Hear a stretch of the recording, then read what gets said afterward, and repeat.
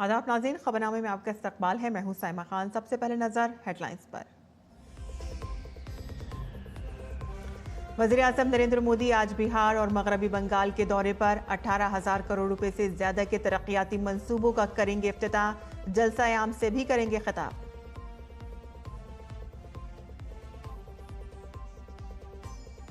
Election commission ने Bihar SIR पर supreme court में आज की समाअत से पहले दाखिल की स्टेटस रिपोर्ट। कहा कि ड्राफ्ट लिस्ट से बाहर 65 लाख लोगों की फहरिस्त। मंजर आम पर आधार कार्ड को भी दी गई मंजूरी।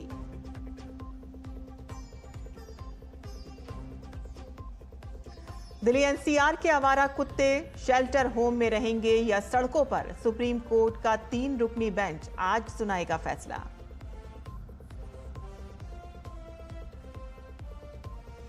GST काउंसिल के वुज़रा के ग्रुप ने 5% और 18% के 2 स्लैब वाली तजवीज़ को दी मंजूरी। हतमी फैसले के लिए काउंसिल का इजलास आइंदा माह।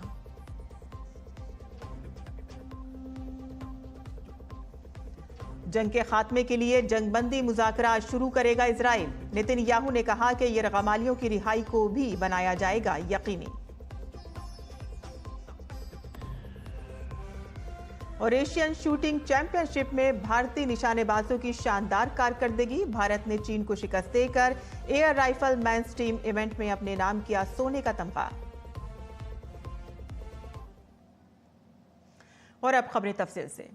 वज़ीर-ए-आज़म नरेंद्र मोदी आज बिहार का दौरा करेंगे। PM मोदी बिहार के गयाजी में तकरीबन 13,000 करोड़ रुपए के कई तरक्याती प्रोजेक्टों का संगे बुनियाद रखेंगे और इफ्तिताह करेंगे। रियासत में बिजली के शोबे से मुताल्लिक बुनियादी ढांचे को मजबूत करते हुए वज़ीर-ए-आज़म बक्सर थर्मल पावर प्लांट का इफ्तिताह करेंगे और इससे बिजली की पैदावारी सलाहियत में खातिर ख्वाह इजाफा होगा, जिससे बढ़ती हुई तलब के मुताबिक बिजली की फराहमी में मदद मिलेगी। वज़ीर-ए-आज़म नई रेलवे खदमात का तोहफा भी देने वाले हैं। वज़ीर-ए-आज़म 2 ट्रेनों को हरी झंडी दिखाएंगे। इनमें गया और दिल्ली के दरमियान अमृत भारत एक्सप्रेस सर्विस और वैशाली और कोडरमा के दरमियान बौद्ध सर्किट ट्रेन सर्विस शामिल है।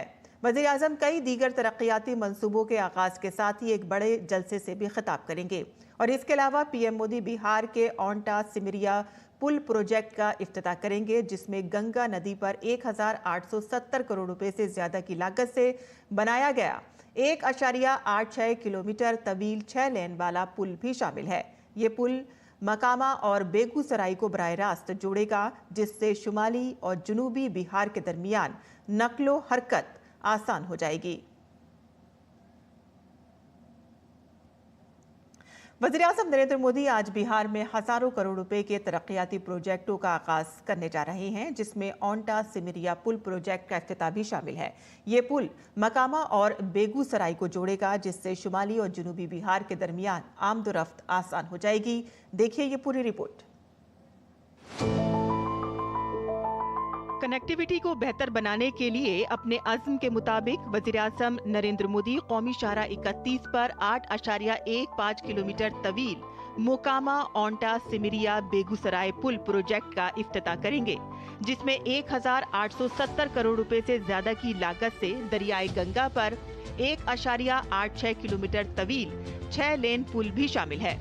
ये पटना के मोकामा और बेगूसराय के दरमियान बराह रास्त राब्ता फराहम करेगा। ये पुल केवल देखने में जापान जैसा नहीं लगता है, बल्कि मेरी जानकारी में देश में गंगा पर पहला 6 लेन पुल है। माननीय प्रधानमंत्री जी ने 2017-18 में इसका शिलान्यास किया और अभी इसका उद्घाटन हो रहा है। ये पूरे नॉर्थ ईस्ट को और पूरे इधर उत्तर प्रदेश कहें या दिल्ली सबको जोड़ने वाला ये पुल है।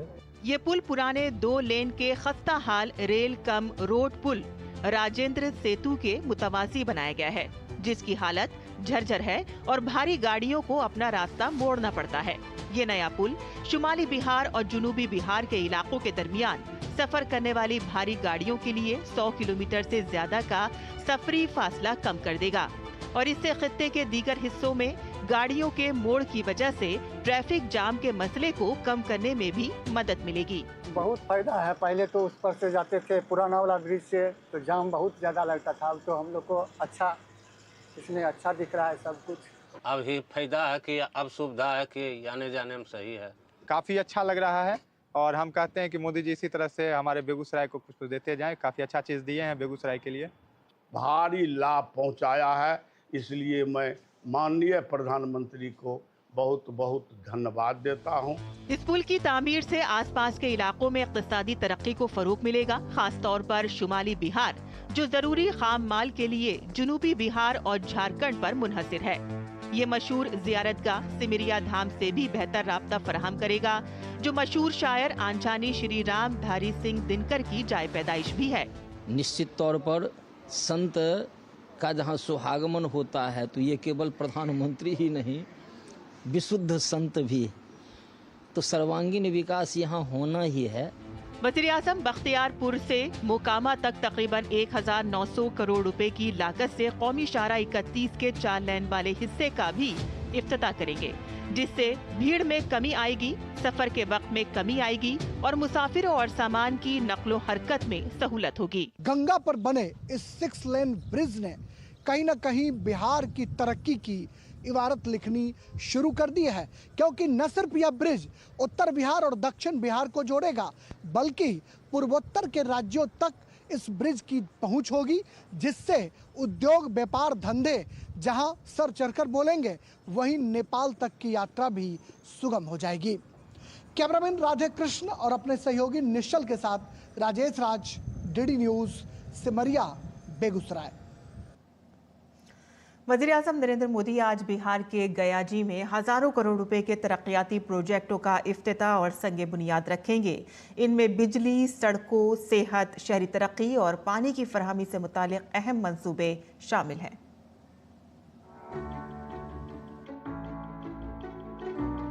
वज़ीर-ए-आज़म नरेंद्र मोदी 13,000 करोड़ से ज्यादा के तरक्याती प्रोजेक्टों का तोहफा लेकर आज बिहार के गयाजी पहुंचेंगे। रियासत में बिजली के शोबे से मुतालिक बुनियादी ढांचे को मजबूत करते हुए वज़ीर-ए-आज़म बक्सर थर्मल पावर प्लांट का इफ्तिताह करेंगे और इससे बिजली की पैदावारी सलाहियत में खातिर ख्वाह इजाफा होगा, जिससे बढ़ती हुई मांग के मुताबिक बिजली की फराहमी में मदद मिलेगी। बक्सर थर्मल पावर प्लांट को बिहार की तवानाई में खुद किफालत के लिए अहम समझा जा रहा है और इससे रियासत को बड़े पैमाने पर फायदा होगा। 1320 मेगावाट की टोटल कैपेसिटी है और 660 के 2 यूनिट्स हैं। इसकी जो लागत है अप्रॉक्सीमेटली 14,000 करोड़ के आसपास है और इससे जो बिजली पैदा होगी अराउंड 9850 मिलियन यूनिट्स रहेगी, जिसकी 85% जो पावर है वो बिहार सरकार को जाएगी। वज़ीर-ए-आज़म नई रेलवे खदमात का तोहफा भी देने वाले हैं। वज़ीर-ए-आज़म 2 ट्रेनों को हरी झंडी दिखाएंगे। इनमें गया और दिल्ली के दरमियान अमृत भारत एक्सप्रेस सर्विस और वैशाली और कोडरमा के दरमियान बौद्ध सर्किट ट्रेन सर्विस शामिल है। बौद्ध सर्किट ट्रेन सर्विस से सयाहत और मजहबी सफर को फरोग मिलेगा। वज़ीर-ए-आज़म कई दीगर तरक्याती मंसूबों के आगाज के साथ एक बड़े अवामी जलसे से भी खिताब करेंगे। पीएम नरेंद्र मोदी का आगमन मगध की धरती गयाजी पर होने जा रहा है। यहाँ 13,000 करोड़ रुपए से अधिक की विद्युत, सड़क, रेलवे, आवास, ग्रामीण एवं शहरी अवसंरचना, कैंसर केयर और एकीकृत नदी संरक्षण परियोजनाओं का शिलान्यास, उद्घाटन, फ्लैग ऑफ एवं गृह प्रवेश किया जाएगा। कैमरामैन विनोद के साथ कुमार आलोक, डीडी न्यूज, गयाजी। वहीं बिहार के बाद वज़ीर-ए-आज़म नरेंद्र मोदी मगरबी बंगाल का दौरा करेंगे। वज़ीर-ए-आज़म कोलकाता में 5,200 करोड़ रुपए से ज्यादा के कई तरक्याती मंसूबों का संगे बुनियाद रखेंगे और इफ्तिताह करेंगे और इस दौरान 13.61 किलोमीटर के नए तामीरशुदा मेट्रो नेटवर्क का इफ्तिताह किया जाएगा और इन रास्तों पर मेट्रो सर्विस शुरू की जाएगी। PM Modi Jessore road metro station का दौरा करेंगे, जहां वो जैसोर रोड से नुआपाड़ा जय हिंद विमान बंदर मेट्रो सर्विस को हरी झंडी दिखाएंगे और इसके अलावा वीडियो कॉन्फ्रेंसिंग के जरिए वो सियालदा एस्प्लेनेड मेट्रो सर्विस और बेले घाटा हेमंत मुखोपाध्याय मेट्रो सर्विस को भी झंडी दिखाएंगे। वज़ीर-ए-आज़म 1,200 करोड़ रुपए से ज्यादा की लागत वाले 7.2 किलोमीटर तवील 6 लेन एलिवेटेड कोना एक्सप्रेस वे का भी संगे बुनियाद रखेंगे। वज़ीर-ए-आज़म नरेंद्र मोदी ने फ्रांसीसी सदर इमैनुअल मैक्रों के साथ फोन पर बातचीत की है और गुफ्तगू के बारे में मालूमात देते हुए वज़ीर-ए-आज़म ने social media platform x handle पर लिखा, दोस्त सदर मैक्रों के साथ बहुत अच्छी गुफ्तगू हुई। यूक्रेन और मगरबी एशिया में तनाज़ात के पुरअमन हल की कोशिशों पर तबादला ख्याल किया। भारत फ्रांस स्ट्रेटेजिक पार्टनरशिप को मजीद मजबूत बनाने के अपने अज़्म का इयादा किया।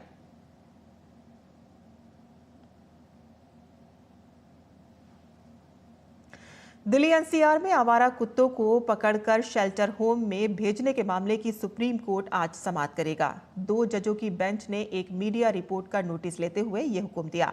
ताहम कई तंजीमों के इस मामले को उठाने के बाद सीजेआई ने केस की समाअत 3 जजों की नई बेंच को सौंपी थी, जिसने साबका हुक्म में तब्दीली की मांग करने के मामले पर फैसला महफूज कर लिया था।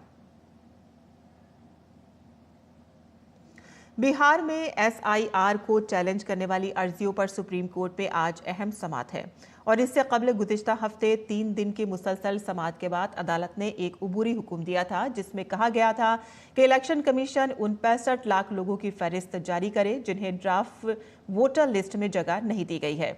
यह भी कहा गया है कि वोटर लिस्ट में शामिल करने के लिए आधार कार्ड को भी माना जाए। इलेक्शन कमीशन को ये काम 19 अगस्त की शाम 5 बजे तक मुकम्मल करने के लिए कहा गया था, जिसके बाद कमीशन ने अदालत के हुक्म पर अमल करते हुए दोनों नुकात पर काम शुरू किया और 65 लाख लोगों की फहरिस्त वक्त से पहले पब्लिक कर दी। ये मामला जस्टिस सूर्यकांत और जस्टिस जॉय माल्या बागची की बेंच में चल रहा है।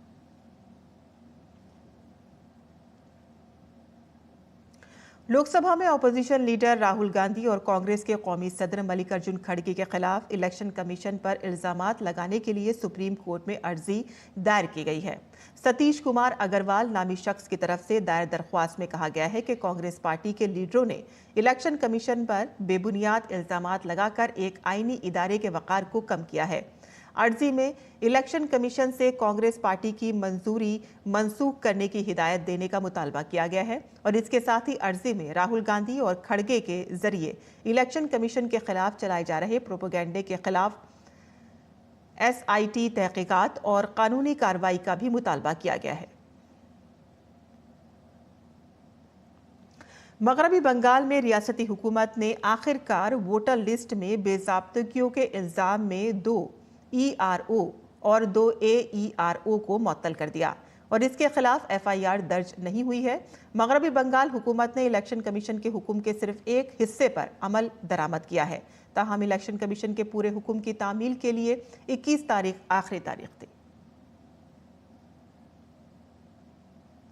GST को माकूल बनाने के लिए मुनक़िदा रियासतों के वुज़रा के ग्रुप की मीटिंग में टैक्स स्लैब की तादाद को कम करने की मरकज़ी हुकूमत की तजवीज़ को मंजूरी दी गई है। ये तजवीज़ बिहार के नायब वज़ीर आला सम्राट चौधरी की क़यादत में GOM के सामने पेश की गई और इसका मकसद GST में 5%, 12%, 18% और 28% के मौजूदा टैक्स स्लैब की तादाद को कम करके 5% और 18% करना है। GST के नए ढांचे में 2 शरहें मेरिट और मयारी होंगी।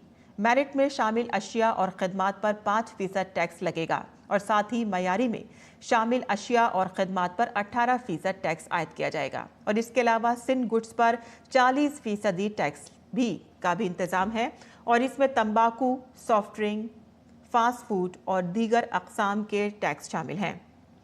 और इससे पहले वुज़रा के ग्रुप के 2 रोज़ा इजलास से खिताब करते हुए वज़ीर ख़ज़ाना निर्मला सीतारमन ने कहा था कि एक आसान निज़ाम से आम आदमी, किसानों, मुतवस्सित तबके और छोटे कारोबारियों को फ़ायदा पहुँचेगा और साथ ही GST को मज़ीद शफ़ाफ और तरक्की पर मबनी बनाया जाएगा। इन तब्दीलियों के तहत तकरीबन तमाम अशिया जो फ़िलहाल 12% टैक्स स्लैब में आती हैं 5% टैक्स स्लैब में मुंतकिल हो जाएंगी और इस तरह से 28% टैक्स स्लैब में ज़्यादातर अशिया 18% टैक्स स्लैब में चली जाएंगी, जिसके बारे में मरकज़ का ख्याल है कि तामील में बेहतरी आएगी और पेचीदगी में कमी आएगी। GOM ने इनफरादी सेहत और लाइफ इंश्योरेंस पर प्रीमियम पर GST छूट देने के मरकज़ की तजवीज़ का भी जायज़ा लिया। अगरचे ज़्यादातर रियासतों ने इस तजवीज़ की हिमायत की, उन्होंने इंश्योरेंस कंपनियों की तरफ से सख्त निगरानी की ज़रूरत पर जोर दिया ताकि इस बात को यकीनी बनाया जा सके कि फ़वाइद असल में सार्फिन तक पहुँचाए जाए और इस छूट के नतीजे में तकरीबन 9,700 करोड़ रुपए की सालाना आमदनी का नुकसान होने का अंदाज़ा है। सिफारिशात पर हतमी फैसला GST कौंसिल सितंबर में होने वाली अपनी अगली मीटिंग में करेगा।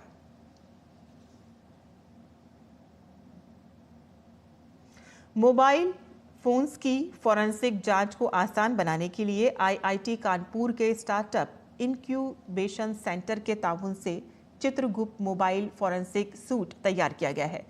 ये कॉम्पैक्ट मशीन मोबाइल फ़ोन की फॉरेंसिक तशख़ीस और डिजिटल डेटा के हुसूल को बहुत आसान बना देगी, जिससे न सिर्फ वक्त की बचत होगी बल्कि कानूनी अमल में भी तेज़ी आएगी। और इसका जायज़ा लिया हमारे नुमाइंदे अजीत द्विवेदी ने।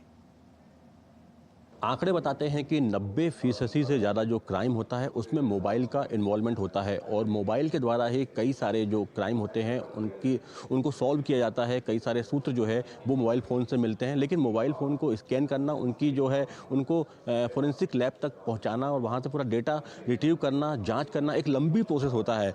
इसी समस्या को हल करने के लिए फोरेंसिक साइंस यूनिवर्सिटी गांधीनगर के रुचित सोनी जो हैं उन्होंने इस तरीके का एक जो है हम कह सकते हैं चित्रगुप्त मोबाइल फोरेंसिक सूट जो है वो तैयार किया है और जो कि फोरेंसिक साइबरटेक इनकी कंपनी है जिसके माध्यम से उन्होंने इसको बनाया है। और इसको आईआईटी कानपुर का जो इंक्यूबेशन सेंटर है स्टार्टअप का, उसकी मदद से इसको तैयार किया गया है, जो कि एक कॉम्पैक्ट डिवाइस है और इसके माध्यम से मोबाइल का जो डेटा है, मोबाइल की जो फोरेंसिक जाँच है उसको आसानी से किया जा सकता है। रुचित सोनी जी वो बताएंगे किस तरीके से ये काम करता है, क्या कॉन्सेप्ट है इसके पीछे। The problem statement given by the I4C Indian cyber crime coordination centre MHA। सो उनके जो प्रॉब्लम स्टेटमेंट जो थे कि जो मोबाइल फ़ोन जो है 90% क्राइम्स में यूज़ होता है, but the delays in the justice. So we have built one product the Chitragupta mobile forensic suite. ये क्राइम सीन में भी पोर्टेबल ऐसा एक सूट बनाया हुआ है कि क्राइम सीन में भी उसको लेके जा सकते हैं। किसी भी तरीके के एंड्रॉयड डिवाइस और आईफोन डिवाइस को इसके अंदर फॉरेंसिक बैकअप किया जा सकता है। Very useful to take the backup from the cloud application. और क्लाउड एप्लीकेशन ही नहीं, एनक्रिप्टेड एप्लीकेशंस है, जितने भी सोशल मीडिया एप्लीकेशंस है, जितने भी हिडन एप्लीकेशंस है, सो वो आइडेंटिफाई करके उसका फॉरेंसिक बैकअप करने में it will be very useful. हम इसको ये कह सकते हैं कि ये चलती फिरती जो है मोबाइल की फॉरेंसिक लैब है, तो जिसके माध्यम से जो मोबाइल है उसका डेटा हम पूरी तरीके से स्कैन कर सकते हैं, उसकी जांच कर सकते हैं और तमाम तरह की जो उसमें जानकारियां हैं उनको हासिल किया जा सकता है। साथ ही जो डिजिटल फुटप्रिंट्स हैं उसको भी हासिल किया जा सकता है। राइट। तो उसके बाद ये डेटा को एक बैकअप करेगा। बैकअप करने के बाद ऑन द स्पॉट वो डेटा को एनालाइज भी कर सकते हैं। We have used some AI modules to find the data like image classifications। और ये बहुत ही कॉम्पैक्ट एक डिवाइस है, बहुत ही आसान ये उपकरण है जो कि मोबाइल की फॉरेंसिक जांच में काफ़ी मददगार साबित होगा। यंग टैलेंट हैं जो लगातार आ रहे हैं, वो कई ऐसे स्टार्टअप लेके आ रहे हैं जो कि कई बड़ी समस्याओं को बहुत ही छोटे से लेवल पे सॉल्व कर रहे हैं। ऐसा ही ये स्टार्टअप जो है यहाँ पर मोबाइल फॉरेंसिक जो है वो सूट है। कैमरामैन आशीष के साथ अजीत द्विवेदी, DD न्यूज़, दिल्ली। और आईआईटी कानपुर साइबर, ड्रोन और AI पर मुसलसल काम कर रहा है। स्टार्टअप इंक्यूबेशन के जरिए से इन सेक्टर्स में मुसलसल काम किया जा रहा है और साथ ही डिफेंस सेक्टर में खुद इन्हिसारी के लिए भी इख्तरा किए जा रहे हैं। ये कहना है आईआईटी कानपुर के डायरेक्टर और C3I हब के चेयरमैन प्रोफेसर मनिंदर अग्रवाल का। दिल्ली में मुनक़िदा कनेक्ट स्टार्टअप डे 2025 के मौके पर हमारे नामानिगार अजीत द्विवेदी के साथ खुसूसी बातचीत में उन्होंने कहा है कि आईआईटी कानपुर स्टार्टअप और दीगर एजेंसियों के साथ मिलकर साइबर सिक्योरिटी इकोसिस्टम पर बहुत सी इजादात और इख्तरात कर रहा है।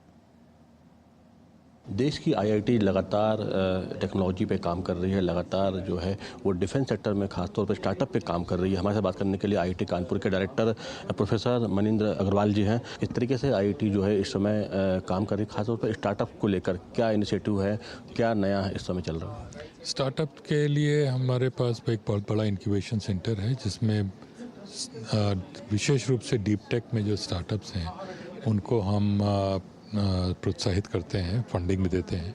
इसी कड़ी में साइबर सिक्योरिटी के कई स्टार्टअप जो हमारे यहाँ इंक्यूबेटेड हैं उनको हम शोकेस कर रहे हैं, उनके द्वारा प्रोडक्ट जो बनाए गए हैं वो दिखाए जा रहे हैं।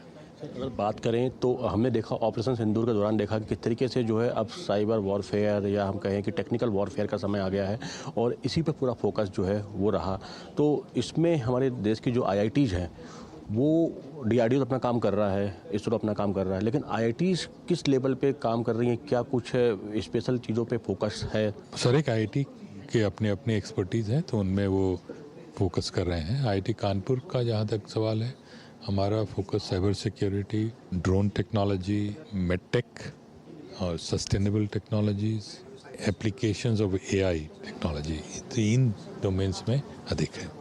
आप जो आज प्रोडक्ट लॉन्च कर रहे हैं उनकी क्या खासियत है और किस तरीके से ये जो है ये सोसाइटी को या डिफेंस सेक्टर में ये काम आएंगे? ये साइबर सिक्योरिटी के प्रोडक्ट हैं। सबसे महत्वपूर्ण बात ये है इनके बारे में कि इंडिजिनस हैं।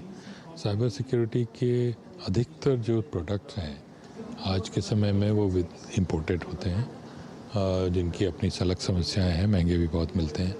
तो हमारी स्टार्टअप सब स्वयं बना के प्रोडक्ट लेके आई हैं यहाँ पे, जिसको हम आत्मनिर्भरता का आजकल सब जगह प्रचलन है, तो उसमें उसी कड़ी में इसको आगे बढ़ाते हुए ये है। और हमारा उद्देश्य है कि इसी प्रकार से स्टार्टअप्स को प्रोत्साहित करके हम धीरे धीरे जो साइबर सिक्योरिटी के अधिकतर मुख्य प्रोडक्ट्स हैं वो हमारे भारत में ही बने। तो बिल्कुल जो IITs हैं वो बिल्कुल उसमें तमाम तरह के लेवल पे शोध हो रहे हैं, उसमें रिसर्च हो रही है। खासतौर पर डिफेंस टेक्नोलॉजी की बात की जाए, AI की बात की जाए तो उस पर काफ़ी फोकस है और कोशिश यही है कि डिफेंस सेक्टर में साइंस और टेक्नोलॉजी में जो है आत्मनिर्भरता हासिल की जा सके। कैमरामैन आशीष के साथ अजीत द्विवेदी, DD न्यूज़, दिल्ली। और नाज़रीन, पेश है दिल्ली से शाया होने वाले उर्दू अखबारात का मुख्तसर जायजा।